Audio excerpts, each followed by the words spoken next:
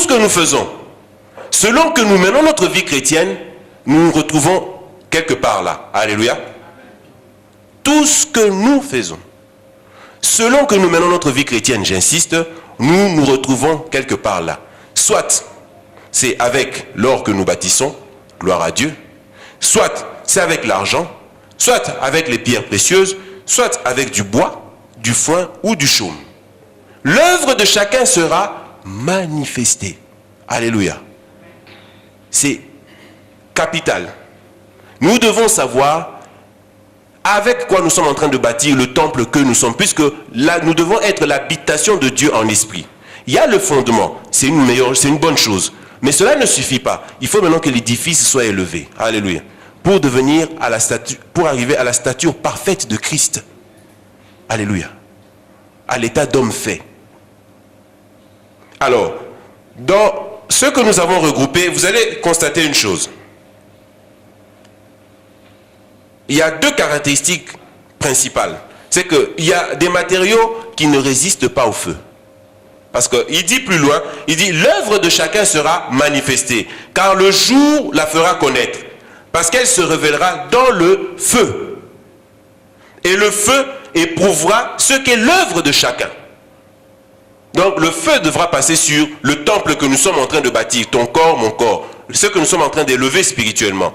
Le feu devra passer pour éprouver réellement le travail d'un chacun. Alléluia. Alors, il y a deux types de matériaux, principalement. Des matériaux qui ne résistent pas au feu.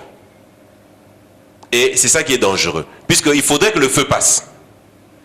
Et dans ces matériaux, nous avons le bois, le foin, le chaume. Alléluia. Ça, c'est des matériaux qui ne résistent pas au feu. Or, la Bible dit, le feu doit éprouver ce temple-là que tu bâtis, que je bâtis. Le bois, le foin, le chaume, ces matériaux-là ne résistent pas au feu. Et il y a un autre type de matériaux qui résistent au feu, c'est l'or et l'argent. Alléluia. L'or et l'argent. Voilà à peu près les deux grandes catégories de matériaux. Et après, il y a les pierres précieuses. Mais voilà les deux grandes catégories de matériaux. Un type de matériaux qui ne résiste pas au feu, qui ne résiste pas au vent. Un autre type de matériaux qui, même s'il passe par le feu, et d'ailleurs, c'est en passant par le feu que ça devient pur. Alléluia. C'est en passant par le feu que ça devient pur. Quel type de matériaux nous utilisons? Nous allons voir le bois. Le bois. Premier type, le bois. C'est un matériau qui ne résiste pas au feu. Le bois. Proverbe 26, 20 à 22. Le bois. Que nous dit la parole de Dieu? Faute de bois, le feu s'éteint. Et quand il n'y a point de rapporteur, la querelle s'apaise. Le charbon produit un brasier et le bois du feu. Alléluia. Ainsi, un homme querelleur échauffe une dispute. Qui a une autre version pour que nous soyons plus enrichis? Faute de bois, c'est Proverbe 26 à partir du verset 20. Faute de bois, le feu s'éteint. Et quand il n'y a point de rapporteur, la querelle s'apaise. Le charbon produit un brasier et le bois du feu. Ainsi, un homme querelleur échauffe une dispute. Les paroles du rapporteur sont comme des friandises, elles descendent jusqu'au fond des entrailles. Amen. J'aimerais qu'on me lise une autre version. Voilà. Faute de bois, le feu s'éteint. Et quand il n'y a point de rapporteur, la querelle se calme. Du charbon sur un brasier et du bois sur du feu, tel est un homme querelleur qui attise une dispute. Alléluia. Du charbon sur un brasier et du bois sur du feu, tel est un homme querelleur qui attise une dispute. Et plus loin, la Bible dit, les paroles du rapporteur sont comme des friandises, elles descendent jusqu'au fond des entrailles. Quelle est la réalité que nous sommes en train de voir? Nous devons comprendre une chose. La Bible, Dieu utilise beaucoup les images pour nous instruire, pour nous parler. Alléluia. Et dans la parole de Dieu, selon les circonstances, selon le verset, une chose peut avoir une telle signification, mais dans un autre verset, dans une autre circonstance, avoir une autre signification. Alléluia. Mais dans ce cas de la construction, le bois a une certaine signification. Mais vous verrez aussi dans d'autres versets où par rapport à la circonstance, par rapport au contexte, le bois a une autre signification aussi. Alléluia. Dans ce contexte, le bois, par rapport à la construction, le bois a une signification que nous voyons dans Proverbe 26. Le bois. C'est un matériau qui ne résiste pas au feu. Et quand nous lisons dans Proverbe 26, la Bible dit ceci. Faute de bois, le feu s'éteint. Et quand il n'y a point de rapporteur, la querelle se calme. Alléluia. Le bois ici est en train de symboliser un homme rapporteur. Alléluia. Querelleur. Celui qui rapporte. Celui qui a l'habitude de prendre une chose par là et de ramener ça de l'autre côté. Alléluia. Une autre version. Je vais lire encore. Ça va toujours nous enrichir. Quand il n'y a plus de bois, le feu s'éteint. Quand il n'y a plus personne pour dire du mal. Alléluia. Des autres, la dispute s'arrête. Le charbon donne de la braise. Les morceaux de bois nourrissent le feu. De même, une personne qui aime les disputes encourage les procès. Voilà une autre version. Les mensonges sur les autres sont comme une nourriture excellente. Ils nous touchent en profondeur. Alléluia. Alors, voilà cette réalité.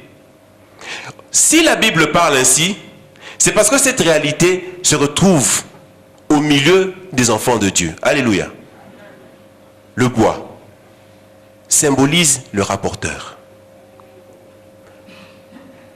Celui qui rapporte, c'est celui qui dénonce. C'est celui qui prend les fautes des autres et va les exposer à la place publique. Alléluia.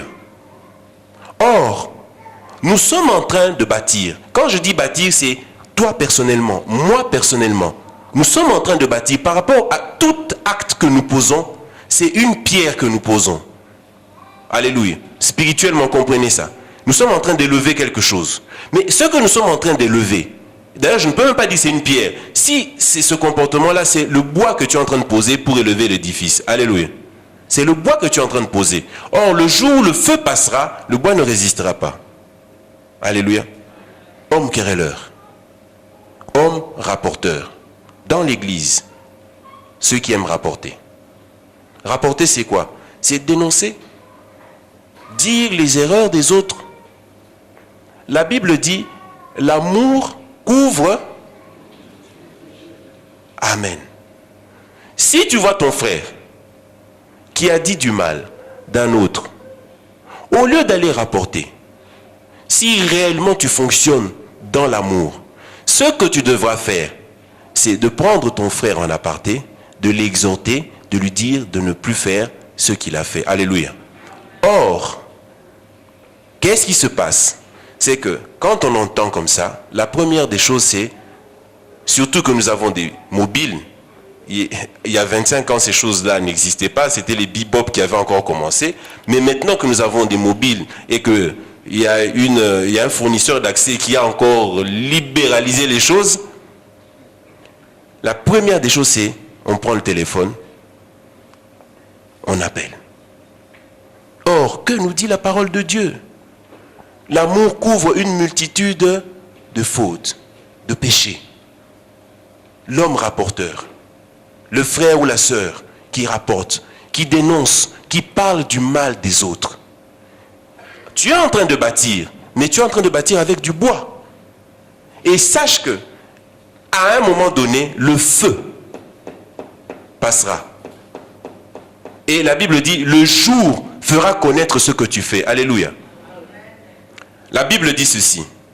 Non, c'est même pas la Bible. Dans le monde, on dit quelque longue que soit la nuit, quelque longue que soit la nuit, le jour finit toujours par apparaître. Alléluia. Et là, la Bible dit quoi?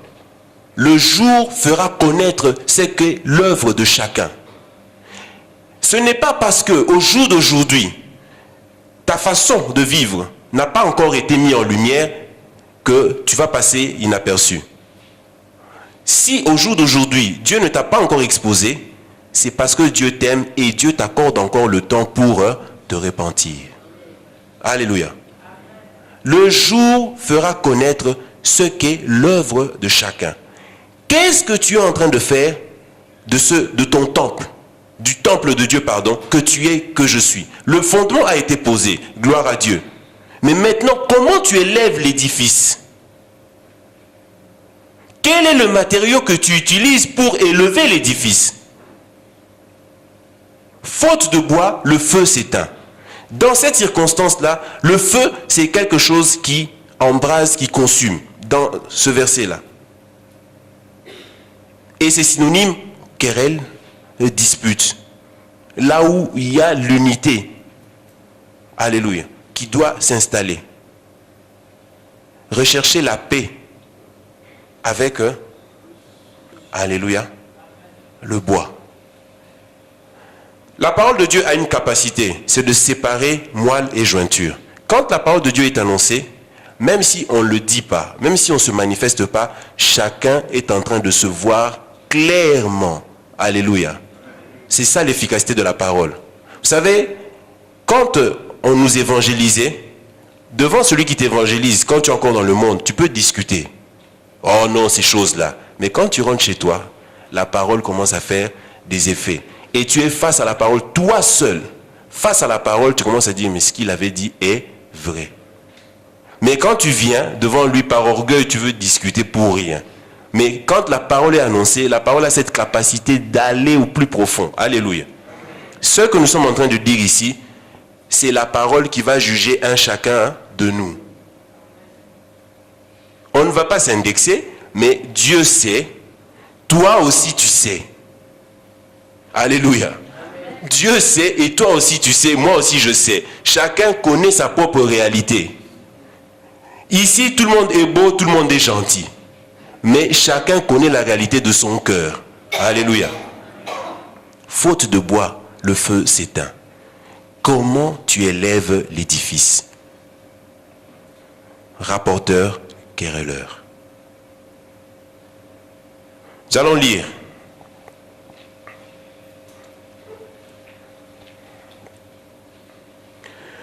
Nous allons lire dans 2 Timothée 2, versets 20 à 24. 2 Timothée 2,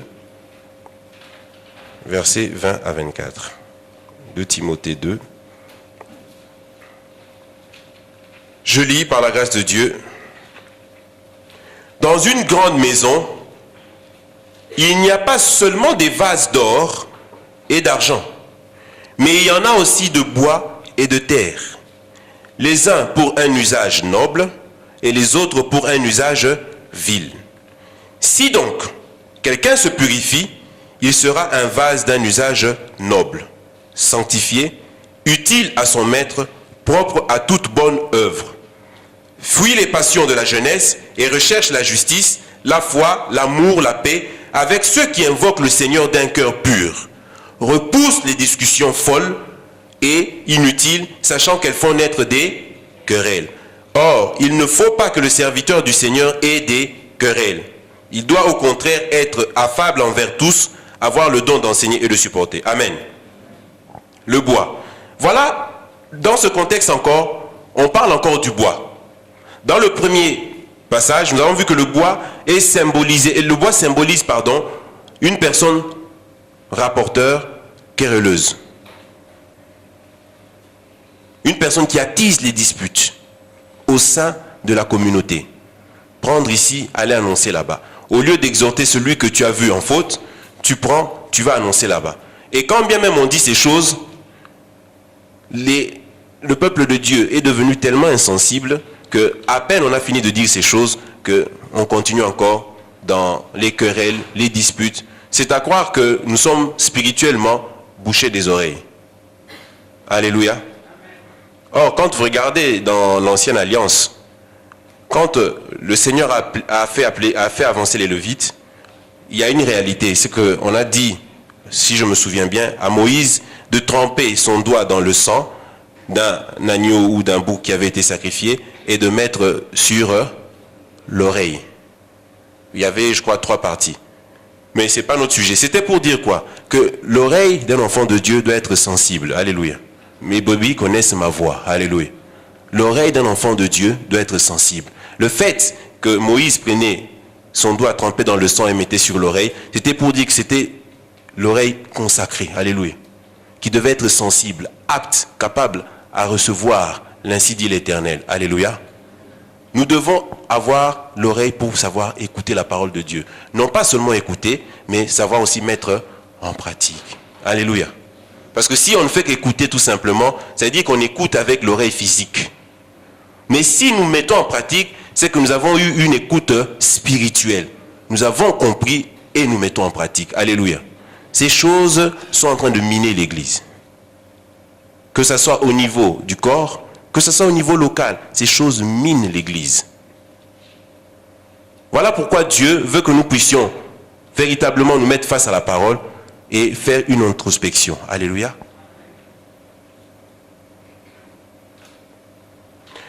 Dans ce passage de 2 Timothée 2, la Bible dit ceci. Dans une grande maison, il n'y a pas seulement des vases d'or et d'argent, mais il y en a aussi de bois et de terre. Les uns pour un usage noble et les autres pour un usage vil. Si donc quelqu'un se purifie, il sera un vase d'un usage noble, sanctifié, utile à son maître, propre à toute bonne œuvre. Fuis les passions de la jeunesse et recherche la justice, la foi, l'amour et la paix avec ceux qui invoquent le Seigneur d'un cœur pur. Voilà l'usage d'un vase noble. Et le vase noble ici, ça on verra même plus tard, mais c'est juste en passant. Le vase noble ici, c'est des vases d'argent et d'or. Alléluia. Or, maintenant, quand il dit « fuis les passions de la jeunesse », il est en train de montrer à Timothée, c'est Paul qui parle à Timothée, comment se purifier pour devenir un vase d'or ou un vase d'argent, qui est d'un usage noble. Mais on va toucher ça plus tard. Mais regardez maintenant, au verset 23, il dit ceci. « Repousse les discussions folles et inutiles, sachant qu'elles font naître des querelles. » Alléluia. Voilà, ça c'est la particularité des vases d'un usage vil. Et c'est pour ça qu'il dit, pour ne pas tomber dans cette catégorie de vases d'un usage vil, des vases de bois, de terre, qu'est-ce qu'il faut faire? Il faut fuir les passions de la jeunesse. Et il dit ceci, repousse les discussions folles et inutiles, sachant qu'elles font naître des querelles. Alléluia. Si nous remontons au verset 14, la Bible dit, toujours du même chapitre, voilà ce que tu dois rappeler en adjurant devant Dieu, qu'on évite les disputes de mots qui ne servent à rien, sinon à la ruine de ceux qui écoutent. Je vais m'arrêter sur ça. Les disputes de mots, les discours profanes, les disputes, les querelles, et il dit, repousse les discussions folles et inutiles, sachant qu'elles font naître des querelles. Il y a une particularité, c'est que dans ce temps-ci, quand la saine doctrine arrive, il y a des spécialistes pour discuter sur les mots. Quand la saine doctrine arrive, alléluia. Parce que la Bible dit, il y a un temps, et c'est ce temps-là, où les hommes ne supporteront plus d'écouter la saine doctrine. Mais ils se donneront une foule de docteurs. Ayant la démangeaison d'écouter les choses agréables, ils se donneront une foule de docteurs. Alléluia. Quand la saine doctrine vient, comme les hommes dans ce temps-ci ne veulent plus écouter la saine doctrine, ils font naître de querelles. Disputer sur le mot. Ah mais non, ça veut dire ça. Mais non, la parole de Dieu veut dire ça. Or, c'est la parole qui réellement doit nous amener à devenir, comme la stature, à être à la stature parfaite de Christ. Mais ceux qui ne veulent pas écouter cette parole commencent à soulever des querelles, des disputes.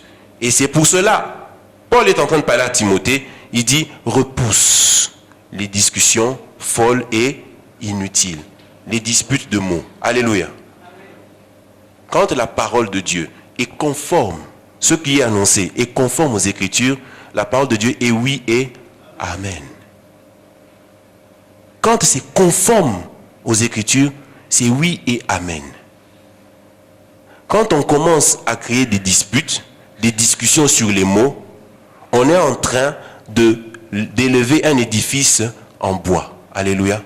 Parce que le bois, c'est les querelles, les disputes. Toutes sortes de disputes, toutes sortes de querelles. Disputes de mots. Alléluia. Le bois.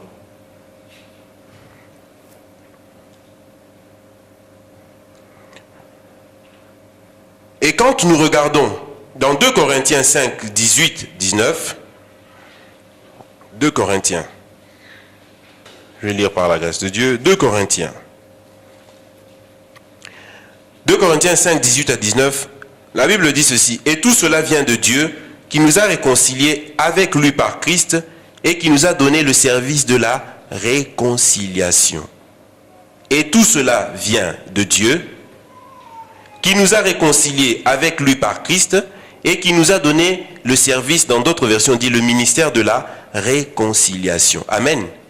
Voilà, au lieu du bois, querelles, disputes, créer des divisions, Dieu nous appelle à exercer le ministère qu'il nous a accordé par son esprit, qui est le ministère de la réconciliation. Alléluia.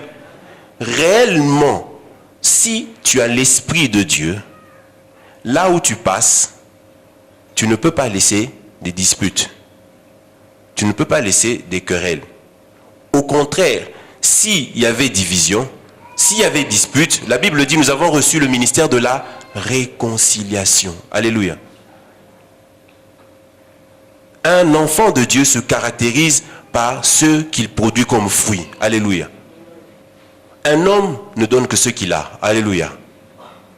Qu'est-ce que tu communiques? La vie ou la mort? Les querelles ou les disputes? Ceux qui sont autour de toi. Qu'est-ce que tu fais d'eux? Tu communiques la vie ou la mort? Le ministère de la réconciliation. Le bois. Ne bâtissons pas avec le bois. Querelles, disputes, rapporteurs. Et la Bible dit dans le verset qu'on avait lu au tout début, Proverbe, les paroles du rapporteur sont comme des friandises. Vous savez, les friandises, c'est quoi? C'est les bonbons.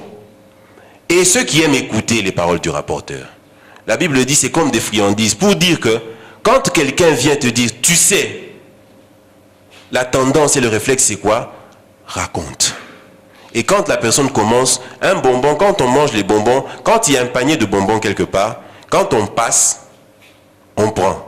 Quand on revient, on se souvient du sucre là, on reprend.